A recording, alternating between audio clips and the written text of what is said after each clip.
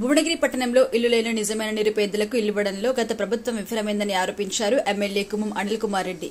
భువనగిరి పట్టణంలో సింగన్నగూడెంలో అసంపూర్తిగా నిర్మించిన 444 డబుల్ బెడ్రూమ్లను కలెక్టర్ హనుమంతరావు హౌసింగ్ శాఖ అధికారులతో కలిసి ఎమ్మెల్యే అనిల్ కుమార్ రెడ్డి పరిశీలించారు. ఈ సందర్భంగా వారు మాట్లాడుతూ బీఆర్ఎస్ పార్టీ అధికారంలో ఉన్న 10 ఏళ్ల కాలంలో ఇండ్లు లేని వారికి ఇతరులకు ఒకరికి కూడా ఇల్లు ఇవ్వలేదు అన్నారు. గత ప్రభుత్వం డబుల్ బెడ్రూమ్ ఇండ్ల లబ్దిదారుల పేర్లు ప్రకటించినా ఇప్పటి వరకు ఎవరికీ కూడా డబుల్ బెడ్రూమ్లు కేటాయించలేదని తెలిపారు. ఇప్పటి వరకు డబుల్ బెడ్రూమ్లు అసంపూర్తి నిర్మాణం కోసం ఎంతైతే డబ్బులు ఖర్చు చేశారో ఇప్పుడు అంతే ఖర్చు కాంగ్రెస్ ప్రభుత్వంలో వెచ్చించి పూర్తి నిర్మాణం చేయాల్సిన పరిస్థితి వచ్చింది అన్నారు. మంత్రి మాట్లాడుతూ 2.55 కోట్లు మంజూరు చేయించినట్టుగా తెలిపారు. అసంపూర్తిగా ఉన్న డ్రైనేజ్, కరెంట్, శానిటేషన్, సీసీ రోడ్లు నిర్మాణం పూర్తి చేసి లబ్దిదారులకు అందిస్తామని హామీ ఇచ్చారు.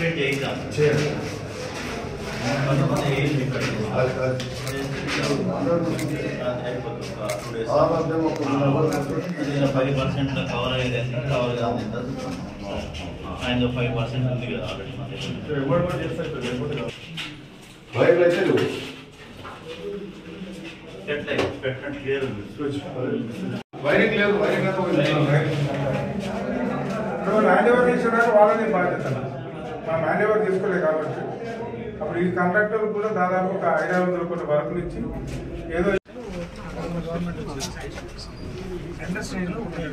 మనం బుల్లెట్ గారిని అడిగినాం. ఒక 7 నెలల క్రితం అడిగినాం. 4 కోట్లు కావాలని అడిగినాం.